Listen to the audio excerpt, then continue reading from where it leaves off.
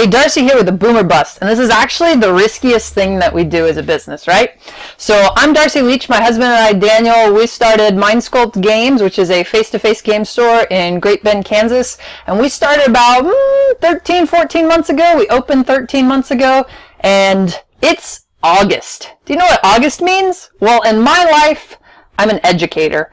August means going back to school. August means a complete schedule shift. My husband also is an educator. So over summer, we have a huge advantage, right? Neither of us work a full-time job over summer. We're on contract as teachers, we get paid over summer, and we don't have to work over summer. That's gorgeous. So we spend a lot of time at the shop. No, we spend a lot of time with our kids, and we try to have our shop run through a beachable strategy where we could be on the beach and our shop would run anyway. Ha ha ha, that's the fantasy, right? But really, from day one, knowing that I loved being an educator, being an educator is like me being a fish, and a fish that lives in salt water. And why does a fish live in salt water? Well, pepper might make it sneeze. I'm an educator and I know I'm an educator, right? I don't know that I might like the water I would swim into. I want to be an educator pretty much all my life. I got my education degree and I want to retire as an educator. I like what I do. I work as an instructional technology coach at Great Bend Middle School. I help the students and staff learn to use technology well in the curriculum, specialize in Chromebooks and the Google Drive. We use a lot of that with our business. I find it fun. I love learning technology. But am I a full-time retail owner or a full-time retail cash register worker, or do I want to buy and sell magic cards full-time? And the answers to those are in part yes, but my husband and I, we're educators, and it's risky to run a business, invest in a business, grow a business, market a business, be on camera for a business, and then go back to work full-time. So will Mind Sculpt Games survive us going back to work full-time? Well, thankfully it's happened once before. We started in June of last year. June and July, we poured our hearts and our time into our business, and then in August we went back to work, and it worked, and we loved it. So it was stressful. It was a lot of hours of work, but we did love it. I mean, that word applies there. This business is thrilling to us. We're working with our hands and our own brains and our own ingenuity and our own mistakes, and it all adds together to give us something we love and we're passionate about, and that's actually growing. So far, so good. But let's go back to the beachable concept. So actually, Mind Sculpt Games, it's a retail business. It's a retail business with omni-channel marketing. So we sell in store, we sell online, we buy and sell, we trade for store credit, all those sorts of things, and we're retail. But there's a challenge in building a retail business, right? And there's less of a challenge maybe if you're going to be there every day and you can be the one that's managing your store or seeing how operations go. So apparently when we started this business, we just got challenge happy and wanted to add an extra layer, and we wanted to make a business that was beachable, meaning we could keep our day job, that we could keep our safety net of a secure life. So we haven't run maybe the I have to start a business model, or my business is my only source of income model. Instead, to be honest about Mind Sculpt Games, my husband and I haven't paid ourselves for working the shop. My dad works for free in the shop. So are we a real small business that you can follow the model of? I mean, my dad working for free has made my runway extra long and let my plane take off. But if we were playing a video game like Sim Small Business, we are cheating a little bit, right? We're not paying our family.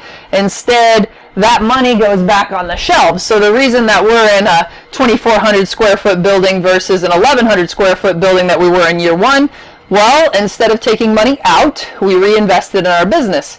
The reason that I have so much Warhammer stock over here and upgraded to a second paint rack, well, instead of that paycheck going into my pocket, I became a stockist for the 300 paint rack level.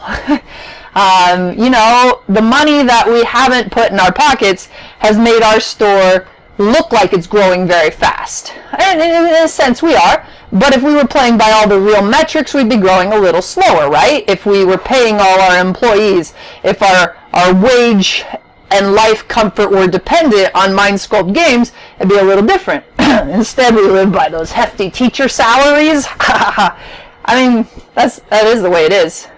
We live on our teacher salary. We try to live a modest, conservative life. We put most of the money we can, we try to put towards equity or savings. We went out to eat at Taco Bell today, and that was splurging. But the children were leaving, and I was willing to splurge because I didn't want to cook them hot dogs again. That's the kind of life we live. But in that, this business is in a sense a hobby for us, but it's a sustainable business. Like, it's not just a hobby, it's not just something we enjoy. The numbers are working. Even if we were paying ourselves, the numbers would work decently. We're still in a growth stage, so we're not going to pay ourselves. We're going to try to push it to where we do have a sustainable business that makes a good amount of money, and not, I'm not working for minimum wage by being a business owner. So, the biggest risk that we have going forward, the boom or bust, the real trick to Mind Sculpt games, kind of what we hinge on, is how does this business function when Darcy goes back to school in August, when Daniel goes back to school in August. So last August, rewind a year, we have 0 employees outside of the family. We have me, my dad, and Daniel. We open at 4 o'clock, 4 p.m. to 8 p.m., sometimes 9 p.m., it's pretty limited hours. And in those limited hours, we have limited customers because we're not open over lunch, because we're not open that many hours. 4 o'clock means people are getting home to their family and dinner, and sometimes that's just the day. You don't go shop after that. So our resources, our human resources, limited us at that point. And another thing that limited us, like just hiring somebody to work the cash register at Mind Sculpt Games, it's really hard because if we were just relying on our cash register and the retail products that you can scan in this shop, well, heck, in August you couldn't even scan all this. We've come a long way. But that's not how we function.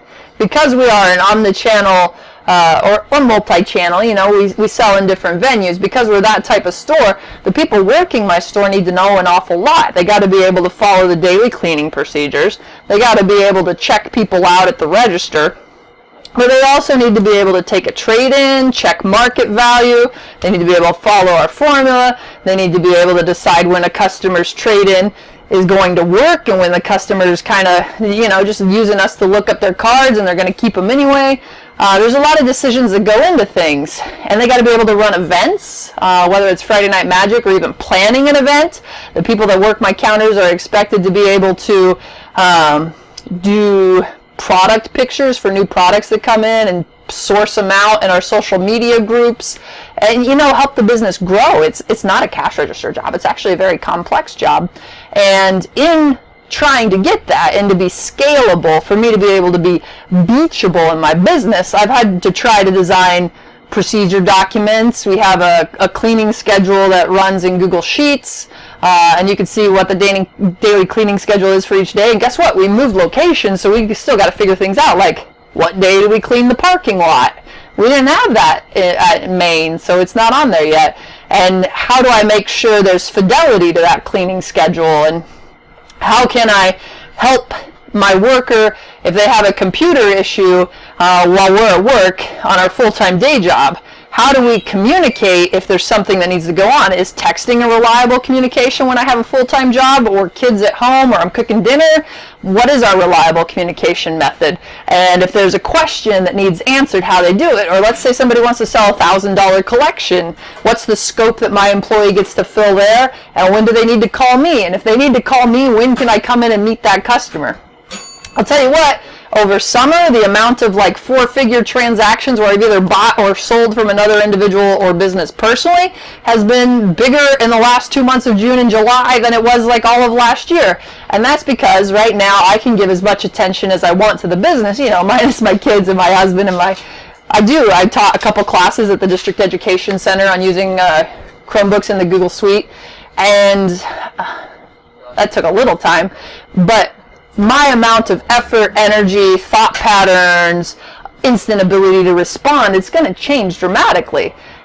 And I haven't gone to business school, and I haven't really even worked in retail before. I mean, I worked at Long John Silver's and Sonic, and that's probably as close as it gets to a retail business. I never worked at Walmart or the Buckle or anything like that.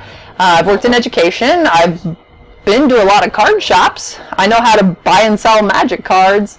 But as far as like writing procedures and managing my business through accounting numbers and making decisions there, I'm still swimming upstream. Am I swimming in the seawater or am I swimming in the pepper water? Sometimes I'm not sure. But if I sneeze, I cover my nose.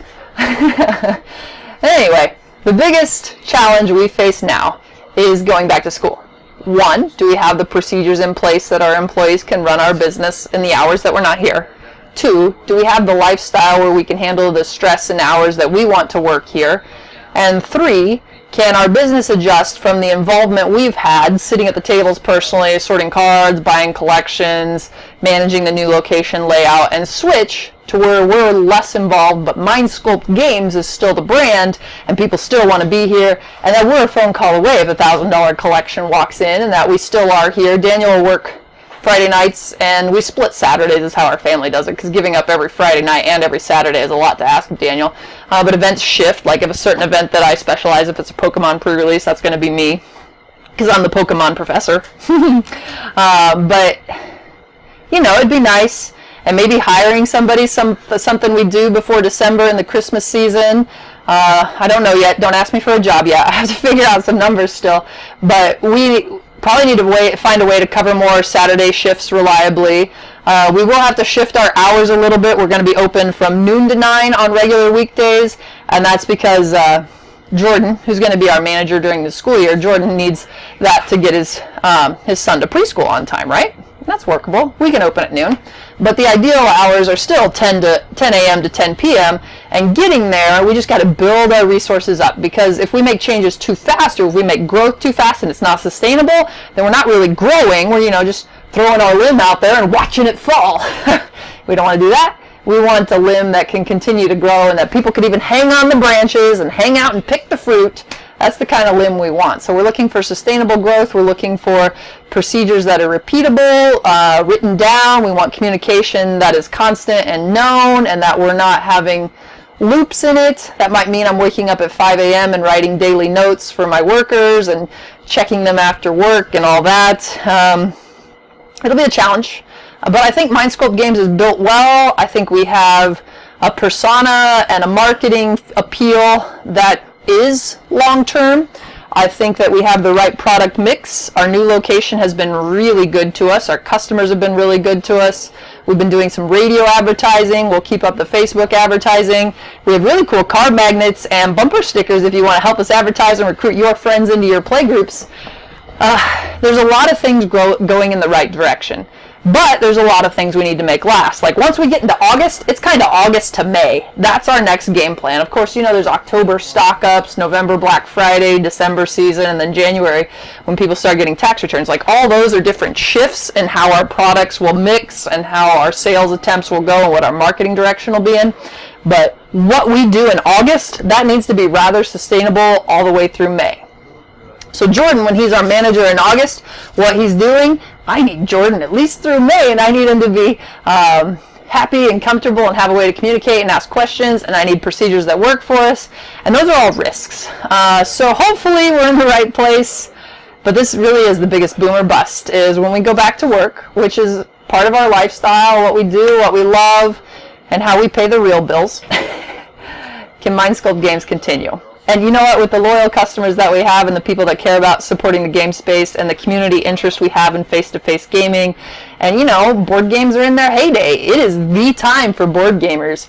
People have this feeling, hey, I want face-to-face interaction, and we got the stuff for that. We got card games, board games, miniatures, paints. You can paint with a friend, or you can paint on your own, but you're not on your cell phone and you're not glowing in the bask of that little screen.